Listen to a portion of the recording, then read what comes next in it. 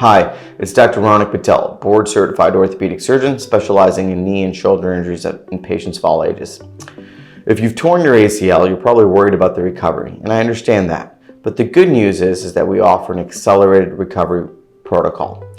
After an anatomic ACL reconstruction, we typically don't require crutches or a brace to protect our ACL. Because we put the ACL back in the right position, we get to move you quicker. You start physical therapy between 1 and 3 days post-surgically, and you're putting weight on it right away.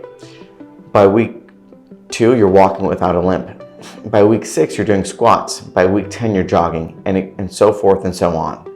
We get you moving faster, quicker, and doing dynamic and plyometrics after that. And by month 6 after surgery, we're going to start functional testing on your ACL. Through a series of objective and functional tests, we're able to test how far you can jump, hop, and land on that operative leg and compare that to your contralateral or non-injured leg. After you pass these tests, we're allowed to return you to any sport you like. We use a very advanced protocol for ACL recovery, and we look forward to getting you back to your sport or event quicker than you anticipated. I look forward to meeting with you and talking about your options. Thank you.